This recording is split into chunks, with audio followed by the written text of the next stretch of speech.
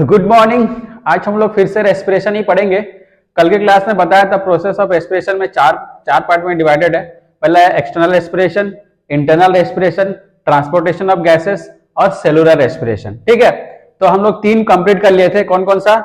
External respiration complete कर लिए थे, इंटरनल रेस्पिरेशन कर लिए थे और आपका ट्रांसपोर्टेशन ऑफ गैसेस कर लिए थे। आज आखिरी में बचा है सेलुलर रेस्पिरेशन, मतलब सेलुलर सेल्स लेवल में जो रेस्पिरेशन होता है उसके बारे में पढ़ेंगे। ठीक है, तो ये सेलुलर रेस्पिरेशन में होता क्या है, इसका मतलब इसमें ये होता है कि जो फूड न्यूट्रिएंट्स होते हैं, जो न्यूट्रिएंट्स होते हैं जब हम लोग खाते हैं तो न्यूट्रिएंट्स सारे सेल्स तक पहुंचता है, तो उस न्यूट्रिएंट्स को क्या ऑक्सीडाइज होता है ना। उस ऑक्सीडाइज में क्या होता है, एनर्जी निकलता है जो हम लोग यूज करते हैं। ठीक है, that process is called as cellular respiration. ठीक है, cellular respiration, nutrients oxidised by oxygen. Oxygen के द्वारा क्या होता है, वो ऑक्सीडाइज होता है, मतलब जलता है, जल के एनर्जी निकलता है। ठीक है, अगर लेमैन बाद में बात करूंगा। ठीक है, तो ये दो प्रकार के होते हैं, एक होता है एनारोबिक रेस्पिरेशन, दूसरा होता है एरोबिक रेस्पिरेशन। ये भी दो पार्ट में डिवाइडेड है, एरोबिक और नॉन एनारोबिक। मतलब क्या होता है, अगर जो न्यूट्रिएंट्स होता है वो ऑक्सीजन के प्रेजेंस में ऑक्सीडाइज होगा, है ना, ऑक्सीजन के प्रेजेंस में ऑक्सीडाइज होगा, तो that is called as aerobic respiration. अगर एब्सेंस ऑफ ऑक्सीजन में वो ऑक्सीडाइज होता है, that is called as anaerobic respiration. ठीक है, ये जो एरोबिक रेस्पिरेशन या जो सेलुलर रेस्पिरेशन है ना, it is a catabolic process. ठीक है, अब देखते हैं एनएरोबिक रेस्पिरेशन क्या है। If the oxidation of food takes place in absence of oxygen, it is called as anaerobic respiration. जैसे बताया था, अगर जो फूड पार्टिकल्स होता है या जो न्यूट्रिएंट्स होते हैं, अगर वो बिना ऑक्सीजन के प्रेजेंट में, ऑक्सीजन एब्सेंट है और ऑक्सीडाइज होता है, that is called as anaerobic respiration. During this 2 ATP molecule are produced from 1 molecule of glucose. जैसे फाइनल हम लोग क्या करते हैं, कार्बोहाइड्रेट लेते हैं, कार्बोहाइड्रेट जिसमें ग्लूकोज रहता है, तो ग्लूकोज जो सेल में पहुंचता है वो ऑक्सीडाइज होता है। अगर वो बिना ऑक्सीजन के प्रेजेंट में वो ऑक्सीडाइज होता है, तो हम लोग को क्या मिलता है, 2 ATP मॉलिक्यूल मिलता है। एटीपी मतलब एडेनाइन ट्राइफॉस्फेट, ये एनर्जी होता है। ठीक है, एनर्जी इस फॉर्म में सेव रहता है।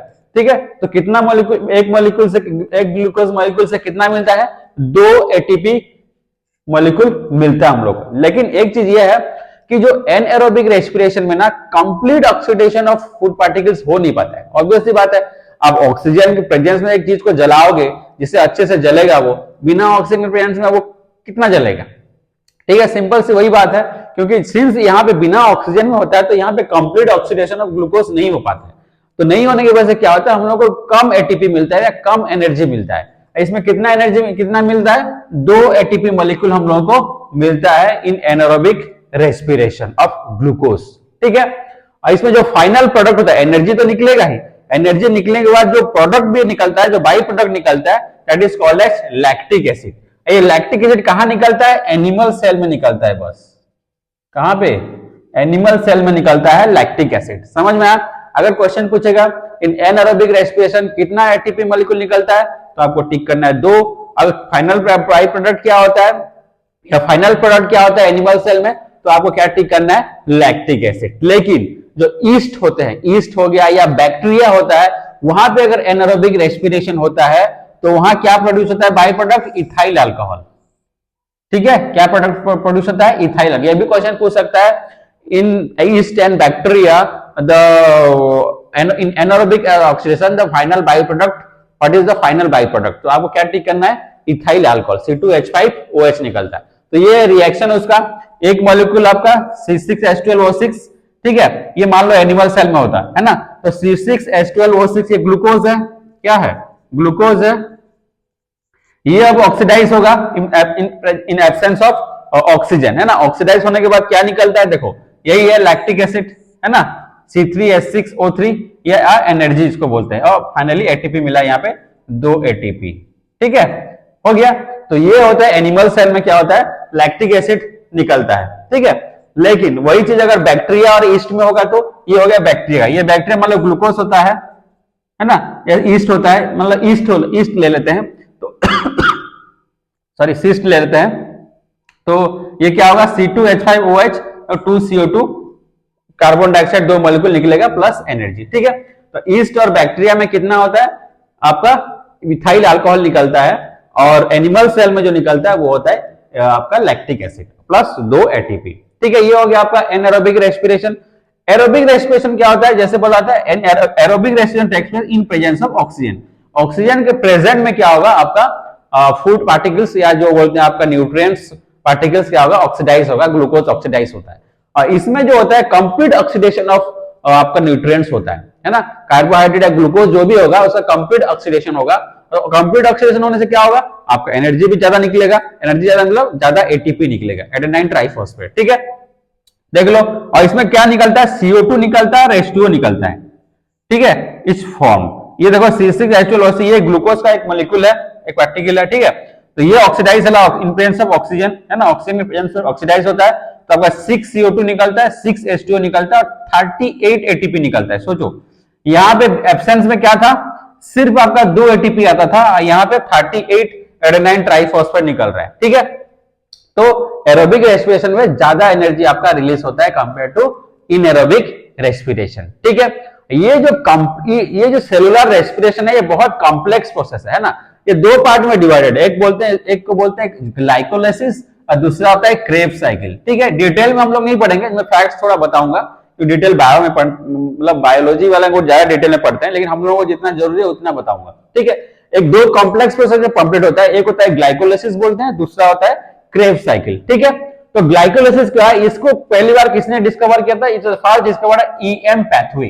EM पैथवे ने इसको डिस्कवर किए थे, किसको, ग्लाइकोलाइसिस को। ठीक है, और इसको EMP पाथ भी बोला जाता है, किसको, ग्लाइकोलाइसिस। कंफ्यूज मत होना, EMP path is also called as glycolysis. ठीक है, एग्जाम में ग्लाइकोलाइसिस भी दे सकता है, EMP पाथ भी दे सकता है, क्योंकि it was discovered by EMP pathway.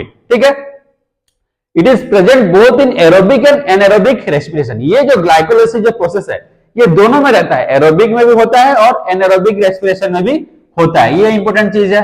ठीक है, कहां पर होता है ग्लाइकोलाइसिस, ग्लाइकोलाइसिस दे देगा, 4 ऑप्शन दे देगा, कौन कौन सा होता है मतलब ग्लाइकोलाइसिस में पूछ देगा, ऑल ऑफ द अबव एक ऑप्शन देगा, तो आपको क्या करना है, ये सारे डिटेल पढ़ना है। तो आपका ग्लाइकोलाइसिस में क्या हो रहा है, इसको EMP पाथ भी बोलते हैं, ये एरोबिक प्लस एनारोबिक दोनों में ये होता है।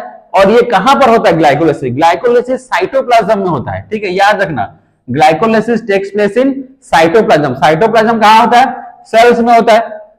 सेल के जो साइटोप्लाज्म होता है, जो लिक्विड पार्ट रहता है, उसमें क्या होता है आपका साइटोप्लाज्म बोलते हैं, तो उस साइटोप्लाज्म में आपका ग्लाइकोलाइसिस होता है। ठीक है, और इसमें वही क्या होता है, एक ग्लूकोज मॉलिक्यूल क्या होगा, 2 एटीपी देगा, 2 atom of pyruvic atoms formation कर देगा। मतलब एक ग्लूकोज मॉलिक्यूल से हम लोग क्या होगा, लैक्टिक एसिड इसको बोलते हैं या पायरुविक एसिड फॉर्मेशन होता है। ठीक है, और इसमें 2 और लेकिन ये जो प्रोसेस होने के लिए क्या हो रहा है, एक एटम ऑफ ग्लूकोज से 2 एटम ऑफ आपका क्या निकल रहा है, पायरुविक एसिड फॉर्मेशन हो रहा है। ठीक है, लेकिन ये जो ग्लाइकोलाइसिस प्रोसेस होने के लिए ना, उसके लिए भी एनर्जी चाहिए रहता है। ठीक है, इस प्रोसेस को शुरू करने के लिए आपको 2 एटीपी चाहिए रहेगा। क्या चाहिए, 2 एटीपी, 2 एडेनाइन ट्राइफॉस्फेट चाहिए, एनर्जी चाहिए, वो होगा तो ये प्रोसेस चालू होगा। ये प्रोसेस होने के बाद कितना एटीपी निकलता है, रिलीज होता है, 4 एटीपी रिलीज होता है। कितना, 4 एटीपी रिलीज होता है, 4 एडेनाइन ट्राइफॉस्फेट मॉलिक्यूल रिलीज होता है, मतलब एनर्जी रिलीज होता है। ठीक है, तो टोटल कितना रिलीज हुआ, 2 लगा, 4 निकला, तो नेट कितना बचा, 2। तो 2 एटीपी फाइनली फॉर्मेशन होता है एक आपका ग्लाइकोलाइसिस प्रोसेस में। ठीक है, समझ में आ गया। तो ग्लाइकोलाइसिस को डिस्कवर कौन किए थे, EM पाथवे किए थे, ये इसको EMP पाथ भी बोला जाता है। It is present in both aerobic and anaerobic में प्रेजेंट रहता है, और ये कहां पर होता है, सेल के साइटोप्लाज्म में होता है। और क्या चीज है, इसमें एक एटम ऑफ ग्लूकोज से हम लोग कितना निकलता है, 2 atom of pyruvic acid, 2 atom of pyruvic acid formation होता है।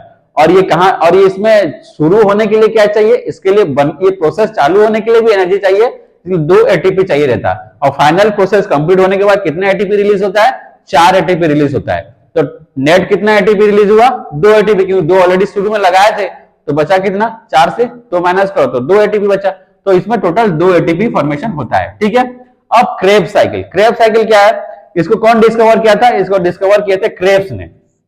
कब, 1937 में इसे डिस्कवर किए थे क्रेब्स ने, और इसके लिए इनको नोबेल प्राइज भी मिला था। ठीक है, क्रेब्स को इसकी डिस्कवरी के लिए नोबेल प्राइज भी मिला था। ये it is also called as citric acid cycle, इसको साइट्रिक एसिड साइकिल भी बोला जाता है, ठीक है। और ये कहां पर होता है, ये जो साइकिल कहां पर होता है, माइटोकॉन्ड्रिया में होता है। हम लोग पता है माइटोकॉन्ड्रिया को powerhouse of the cell बोलते हैं, ठीक है, वहां पे एनर्जी रिलीज होता है, ठीक है। तो ये कहां पर होता है क्रेब्स साइकिल, माइटोकॉन्ड्रिया में होता है, और इन प्रेजेंस ऑफ एंजाइम और ऑक्सीजन, ऑक्सीजन भी यहाँ पे प्रेजेंट रहता है, ठीक है। ये मतलब एरोबिक रेस्पिरेशन का पार्ट है क्रेब्स साइकिल, ठीक है। एरोबिक रेस्पिरेशन में ये प्रोसेस होता है, ये एनारोबिक में नहीं होता है, ठीक है। कौन सा, क्रेब्स साइकिल, ठीक है। इसमें जो रिलीज होता है 4 पेयर ऑफ हाइड्रोजन रिलीज होता है और 12 CO2 रिलीज होता है 2 मॉलिक्यूल ऑफ पायरुविक एसिड से, और इसमें ह्यूज अमाउंट ऑफ एनर्जी निकलता है, या 38 जो मॉलिक्यूल है ना, 38 आपका एटीपी इसमें रिलीज होता है टोटल, ठीक है। तो क्रेब्स साइकिल समझ में आ गया। क्रेब्स साइकिल कौन डिस्कवर किए थे, क्रेब्स ने डिस्कवर किए थे 1937 में, और इसके लिए इनको क्या हुआ, नोबेल प्राइज मिला था। और इसको साइट्रिक एसिड साइकिल भी बुलाता है। और क्रेब्स साइकिल कहां पर कंप्लीट होता है, ये माइटोकॉन्ड्रिया में होता है, जबकि ग्लाइकोलाइसिस आपका साइटोप्लाज्म में होता है, और ये क्रेब्स साइकिल माइटोकॉन्ड्रिया में होता है इन presence of enzyme and in presence of oxygen, ठीक है। और इसमें 2 पायरुविक एसिड से आपका 12 CO2 मॉलिक्यूल रिलीज होता है, ठीक है। और इसमें टोटल 38 ATP रिलीज होता है, ठीक है। तो ये हो गया आपका सेलुलर रेस्पिरेशन, ठीक है। तो aerobic and anaerobic, glycolysis and Krebs cycle, ठीक है। इसी के साथ आपका जो रेस्पिरेटरी सिस्टम कंप्लीट होता है, ठीक है। नेक्स्ट क्लास में और एक सिस्टम पढ़ेंगे, कुछ भी डाउट हो तो मैसेज कर सकते हैं। Thank you.